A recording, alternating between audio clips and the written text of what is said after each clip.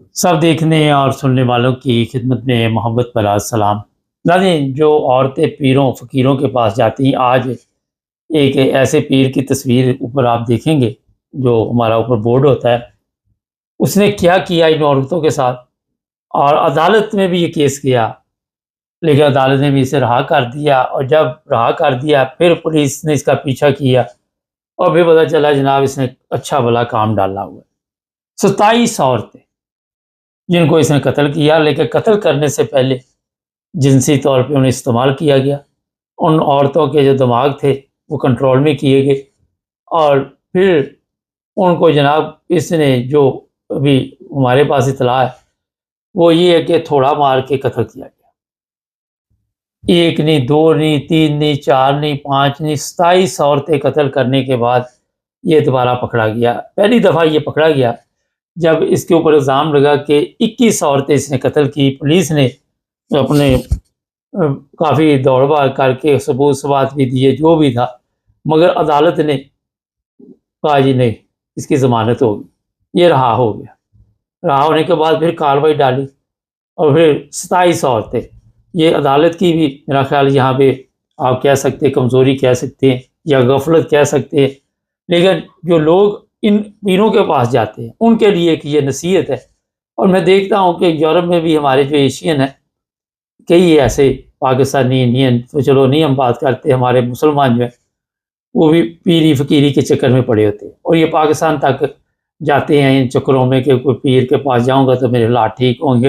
अगर यूरोप में आके भी आपके ठीक नहीं हुए, फिर जिस मर्ज़ी पीर के पास आप चले जाएँ। ये ऐसा ख़तरनाक खेल है हमारे ममालिक में, इंडिया, पाकिस्तान, बांग्लादेश जो भी ममालिक है इसमें, अफ़्रीका में बहुत ज़्यादा है, ये जादू टोना ये वो। और अच्छी भली अच्छी भली पढ़ी-लिखी ख़वातीन इनके काबू में आ जाती हैं।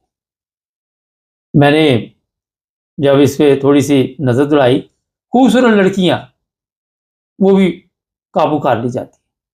उनको ज़हनी तौर पे भी काबू कर लिया जाता है, उनको इस्तेमाल भी किया जाता है, उनकी वीडियो भी बनाई जाती है। अब जो मज़े की बात इसे कह सकते हैं, ये दिलचस्प बात कह सकते हैं, पीर साहब कहने लगे जी मुझे जी इन औरतों से घिन आती है। पहले उनके साथ सोते, उनको इस्तेमाल करते, फिर मुझे घिन आती। ये हालात बने हुए हैं, ये हाल है।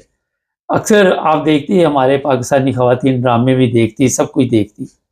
ये आजकल भी मैं पिछले दिनों एक कोई ड्रामा देख रहा था, मुझे याद नहीं है।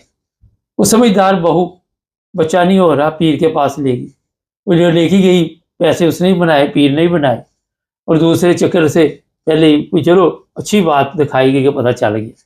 लेकिन ये ड्रामा हमारे करोड़ों लोग देखते हैं पाकिस्तान में, उसके बावजूद दिमाग काम नहीं करता। खत्म, बिल्कुल टोटल मफलूज हो गए दिमाग इन औरतों के।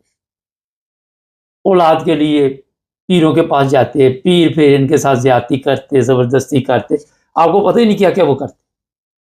सब कुछ देखने के बावजूद भी अगर आप नसीहत हासिल नहीं कर रहे, आप इतने आंधे हो चुके हैं, और फिर आके रोती हैं, वो मैं फलाँ पीर के पास गई थी, उसने मेरे साथ ये कर दिया, मैं फलाँ दाता दरबार गई थी, मुझे उठा के ले गए, मैं फलाँ दरबार गई थी, वो उसने मुझे नशा पिला दिया, मुझे पता नहीं चरस पिला दी, मुझे वो पता नहीं, मुझे तो नाम भी नहीं आते इतने नशे हैं। तो आइस आइस पता नहीं कह रही थी, वो मुझे दे दी, उसके बाद मुझे शराब पिला दी, फिर मेरे साथ 6 लोगों ने ज़्यादती की। आप गई क्यों? किस्मत बदलने के लिए। तो फिर उन्होंने बदली तुम्हारी किस्मत। अब किस चीज़ की मुसीबत पड़ी? अब क्यों सोशल मीडिया पे आके रो रही? जाहल, बिल्कुल जहालत। और इतने केस हैं कि मैं बता नहीं सकता आपको। मैं कई दफ़ा बताता हूँ कि पीरों की शक्लें लगती हैं, लानतें पड़ी हुई हैं इनकी शक्लों के ऊपर। और हमारे लोग हैं, वो सजदे कर रहे हैं, झुक रहे हैं, पाँव पकड़ रहे हैं, औरतें हैं वो पकड़ रही हैं। क्या साहब है यार, किस मुसीबत में आप पड़े हुए। मैंने इससे पहले ही प्रोग्राम किया था कि ये मरियम को नज़र आता है, मगर मरियम तो खुद पता ही है, वो मरियम औरंगज़ेब वो अंडे-शंडे कोई वो जादू टूना कर रही थी। तो ये तो सब जादू टूने वाले हैं, खुद भी जादू टूने पे चलते हैं। और ये ऐसा खतरनाक खेल है कि इसमें बेशुमार औरतें जो अपनी इज़्ज़त से हाथ धो बैठी, अपनी ज़िंदगी से हाथ धो बैठी। खुदकुशी कर ली, घर बर्बाद, बच्चे बर्बाद, ज़िल्लत, रसवाई। पिछले दिनों ये हालात हुए थे कि एक लड़के को खड़ा किया हुआ था एक वडेरे ने, और ऐसे गंदे अल्फाज में कह रहा था कि इसकी माँ और बहन को ये हुआ, वो किया उस बच्चे के सामने। बच्चा तो नहीं था, बड़ा था, जवान था। कोई शर्मो हिया नहीं, सोशल मीडिया पर डाल देते वीडियो पे कि ये देखो हमारी करतूतें, देखो हमारे फैसले, देखो हमारी हालत, देखो हम किस जगह पे पहुंच चुके हैं। ये ऐसा खतरनाक खेल खेला जा रहा है जिससे वैसे ही कौम तबाह हो चुकी है। आप वहां पे देख रहे पीरों फकीरों के डेरों पे जिस तरह की धमालें पड़ रही हैं, जिस तरह के वहां पे एक दूसरे को इस्तेमाल करने के लिए नशे की चीज़ें दी जाती हैं, उठा के ले जाते हैं लड़कियों को, इस्तेमाल करते हैं। माँ बेटी को लेके जा रही है, इसको जिन चमड़ गया, बाद में पीर चमड़ जाता, वो जिन तो दौड़ जाता, फिर पीर को पूरी चलानी मुश्किल हो जाती। तो ये जहालत जो है, इसकी सबसे बड़ी वजह है ये नहीं कि तालीम का, पढ़े लिखे लोग भी इस काम में पड़े हुए, पढ़ी लिखी लड़कियां भी इस जहालत में पड़ी हैं, वो भी इसी काम पे लगे हुए। ये असल में भटक गए हम लोग। ऊपर से हम कहते हैं जनाब कि हमारे ऊपर कोई अब ज़रूरत नहीं किसी की कि कोई हमारे लिए कोई आए जो हमारी सलाह करे, जो हमें सॉरी सीधा रास्ता दिखाए। ख़त्म नबूवत के नारे लगेंगे, या रसूलुल्लाह के नारे लगेंगे। आप उनकी अगर ज़िंदगी में नज़र डालें तो उन्होंने तो कभी इन चीज़ों पे, ये सऊदी अरब ही चले जाए आप, ये मंदिर, ये मज़ार, ये जो चीज़ें भी है, वहाँ पे कहाँ पे लोग जाते हैं चढ़ावे चढ़ाने, 11वीं 12वीं 13वीं। मैं किस लिए बताता रहता हूँ कि कोई नया बंदा भी सुन के शायद कोई बचे, या रजे भी बचे, किसी ना किसी तरह बचत हो जाए, किसी की। बेड़ा गर्क हो गया सारे सिस्टम का।